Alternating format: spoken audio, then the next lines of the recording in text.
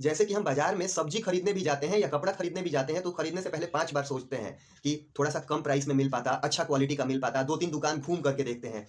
जब हम सब्जी लेने के लिए और कपड़ा खरीदने के लिए ऐसा करते हैं, तो यहाँ पे तो हमारा करियर है पूरा और पूरा आपको वर्क करना है, काम करना है लंबे समय तक। तो इनके लिए आपको एफर्ट लगाना होगा, सेल्फ एनालिसिस करना होगा, प्रॉपर टाइम दे करके अच्छे से सोच समझ करके फॉर्म अप्लाई करना होगा। ऐसे ही नहीं कि किसी भी ज़ोन में आपने अप्लाई कर दिया, कोई भी प्रेफ़रेंस दे दिया रैंडमली, ऐसे नहीं होता है। आपको अगर गाइडेंस चाहिए तो आप अपने मेंटर से, अपने एजुकेटर से पूछ सकते हो या जो जिस पोस्ट में सेलेक्टेड हो उनसे आप सलाह ले सकते हो या खुद से भी आप यूट्यूब पे अब तो टेक्नोलॉजी का ज़माना है। बहुत सारे लोग यूट्यूब पे सर्च कर करके भी जो जिस पोस्ट में होता है तो वर्क प्रोफाइल आप वहाँ से भी देख सकते हो। तो बहुत सारे एस्पिरेंट को सिर्फ़ नौकरी चाहिए, कोई भी नौकरी हो, बस नौकरी चाहिए।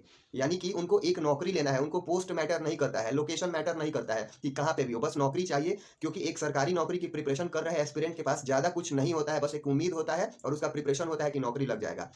हालाँकि बहुत सारे एस्पिरेंट के पास करियर के फील्ड में बहुत सारी अपॉर्च्युनिटी होती हैं, जिनमें वो काफ़ी अच्छा कर पाते हैं, लेकिन सबके साथ ऐसा नहीं होता है। तो जो एस्पिरेंट को लगता है कि मैं आरआरबी एनटीपीसी 2024 एग्जामिनेशन के लिए ज़ोन कैसे सेलेक्ट करें, आज के इस वीडियो में मैं कुछ आप सबके साथ साझा करूंगा, जिनको समझने के बाद ये आइडिया पता चल जाएगा कि हमें कहाँ से फॉर्म अप्लाई करना चाहिए। और आप सबसे ये चीज़ कहना चाहूँगा कि जितने भी एस्पिरेंट इस वीडियो को देख रहे हैं, आप लोग जहाँ से फॉर्म अप्लाई करने का सोच रहे हैं वो कमेंट कर देना, क्योंकि एक साथ जब बहुत सारा कमेंट आएगा तो ऑडियंस भी और आप सब लोग भी देख पाइएगा कि कहाँ पे कंपटीशन ज़्यादा रहने वाला है। यानी कि ये लगभग आइडिया पता चल जाएगा कि किस जोन में ज़्यादातर एस्पिरेंट फॉर्म अप्लाई कर रहे हैं, किस जोन में कम एस्पिरेंट अप्लाई कर रहे हैं। यानी कि एक कंपटीशन का लेवल हमें पता चल जाएगा, जो कि बहुत सारे एस्पिरेंट को हेल्प मिल पाएगा अपने जोन सेलेक्ट करने में। तो आप लोग एक बार कमेंट कर देना कि आप लोग कहाँ से अप्लाई करने का सोच रहे हो। और एक चीज़ मैं बता दूं कि आप जहाँ से भी फॉर्म अप्लाई कर रहे हो तो आपको कुछ पॉइंट को ध्यान में रखना होगा। आपने किसी भी जोन में फॉर्म अप्लाई करने का सोचा है और उसमें जो भी पोस्ट है, उस पोस्ट का आपको मेडिकल स्टैंडर्ड पता होना चाहिए। Medical standard A2, A3, B1, B2, C1 कुछ भी हो सकता है। तो आपको एक बार अच्छे से पढ़ लेना है मेडिकल स्टैंडर्ड में कि उसमें क्या क्या क्राइटेरिया होता है और उसके अकॉर्डिंग मैं फिट हूँ कि नहीं। बहुत सारे एस्पिरेंट बिना मेडिकल स्टैंडर्ड को समझे ही इसी तरीके से फॉर्म अप्लाई कर देते हैं। आपको ऐसे नहीं करना है, एक बार मेडिकल स्टैंडर्ड को अच्छे से समझ लेना है। इसके बाद आप जिस किसी भी जोन में फॉर्म अप्लाई कर रहे हो, तो जो भी आप पोस्ट वहाँ पे देखोगे तो कुछ पोस्ट में टाइपिंग होगा, कुछ पोस्ट में साइको होगा। तो आपको एक बार कंफर्म कर लेना है कि आपको टाइपिंग तो आता है ना, मतलब टाइपिंग आप सीख लोगे ना। बहुत सारे एस्पिरेंट क्या बोलते हैं कि हम जब एग्ज़ाम क्वालिफाई कर लेंगे उसके बाद टाइपिंग शुरू करेंगे या बाद में टाइपिंग की प्रिपरेशन करेंगे। और मैं अपना एक्सपीरियंस बता दूं कि मैंने 2019 के आरआरबी एनटीपीसी में मैं खुद टाइपिंग में डिस्क्वालीफाइड हो गया था और उसके पहले मैं सीएचएसएल में भी टाइपिंग में डिस्क्वालीफाई हो गया था। हालांकि मैंने सीजीएल में टाइपिंग क्वालिफाई कर लिया था।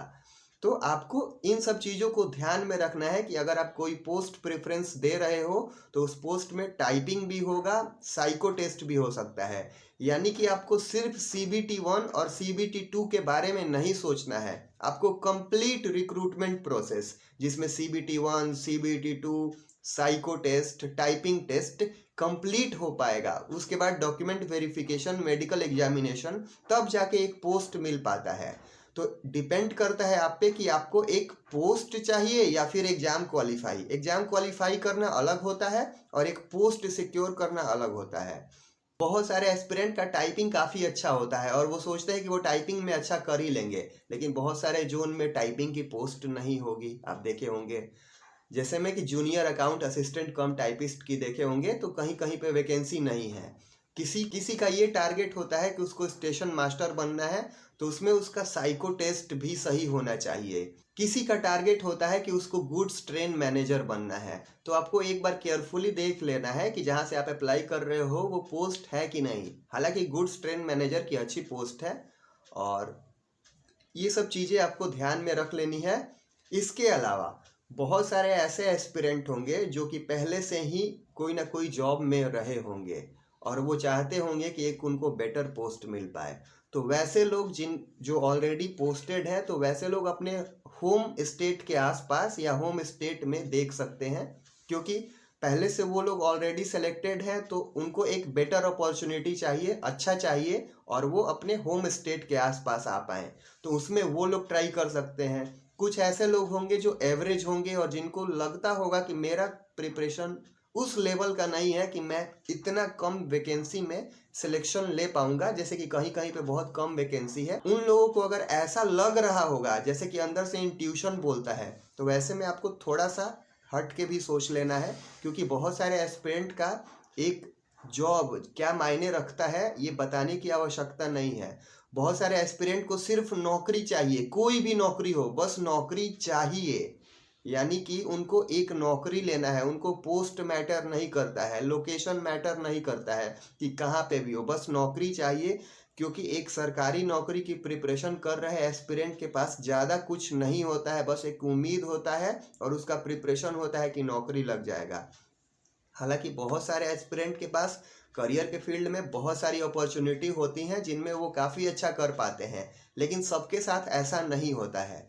तो जो एस्पिरेंट को लगता है कि मैं यहाँ पे वैकेंसी कम है, वहाँ पे मैं नहीं सेलेक्ट हो पाऊंगा, उनको ऐसा लगता है, तो वो साइड में थोड़ा सा हट के सोच सकते हैं। लेकिन जो लोग ऑलरेडी सेलेक्टेड है, ऑलरेडी पोस्टेड है, उनको बेटर अपॉर्चुनिटी, अच्छे पोस्ट पे जाना है, होम पोस्टिंग, तो वो लोग अपने होम स्टेट में अप्लाई कर सकते हैं। लेकिन एक बात का ध्यान रहे कि इस बार कंपटीशन का लेवल अच्छा खासा रहने वाला है।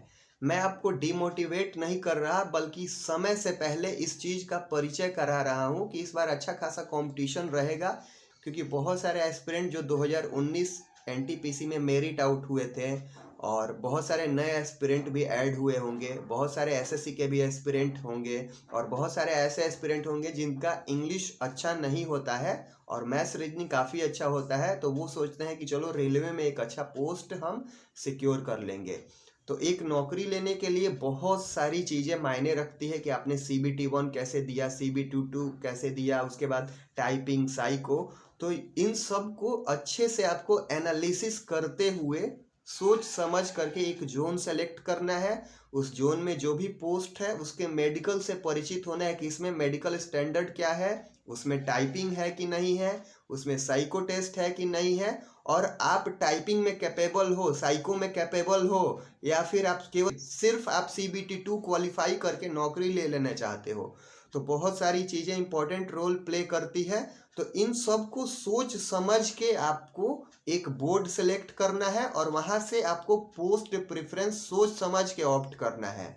और ये एक कैंडिडेट के ऊपर डिपेंड करता है। बहुत सारे लोगों को डेस्क जॉब चाहिए होता है, यानी कि वो सोचते हैं कि मैं डेस्क पे बैठ के काम करूं, तो उनके लिए सीनियर क्लर्क कम टाइपिस्ट हो सकता है, जूनियर अकाउंट असिस्टेंट कम टाइपिस्ट हो सकता है, लेकिन इसमें भी एक एग्ज़ाम देना पड़ता है सेलेक्ट होने के बाद भी। तो जब भी आप पोस्ट प्रेफरेंस ऑप्ट कर रहे हो, तो सारी चीज़ों को सोच समझ के ही अप्लाई करें, क्योंकि बहुत सारे लोगों को रनिंग ड्यूटी, जैसे कि आप गुड्स ट्रेन मैनेजर को ऑप्ट किया और वहाँ पे आपका सिलेक्शन होता है, तो यहाँ पे रनिंग ड्यूटी लगेगा। तो बहुत सारी चीज़ों को आपको सोच समझ लेना है कि क्योंकि आपको एक नौकरी करना है और ये थोड़े टाइम का डिसीजन नहीं है।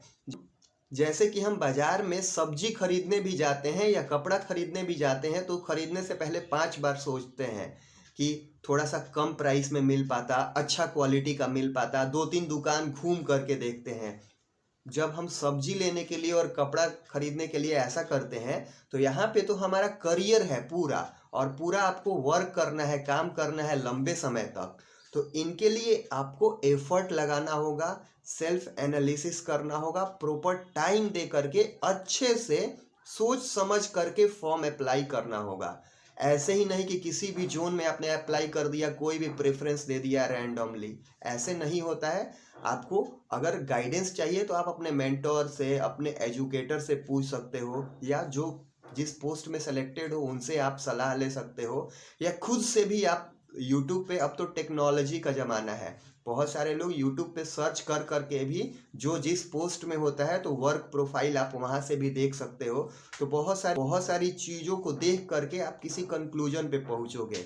ऐसे ही नहीं कि किसी तरीके से फॉर्म अप्लाई कर दिया और बाद में कि पोस्ट प्रेफरेंस चेंज होगा या नहीं, क्योंकि एक बार आपने पोस्ट प्रेफरेंस ऑप्ट कर दिया उसके बाद चेंज करने का सवाल ही नहीं बनता है, क्योंकि एक बार आपने प्रेफरेंस सेलेक्ट कर दिया अब वो चेंज नहीं होता है, वही फाइनल रह जाता है। तो आई होप कि आज के इस वीडियो से आपने बहुत ही कुछ सीखा होगा। तो शेयर कर देना उन कैंडिडेट तक जिनको आवश्यकता हो, और कमेंट में अपने जोन के बारे में बताना आप कहाँ से अप्लाई करने का सोच रहे हो, ताकि और भी कैंडिडेट को हेल्प मिल पाएगा।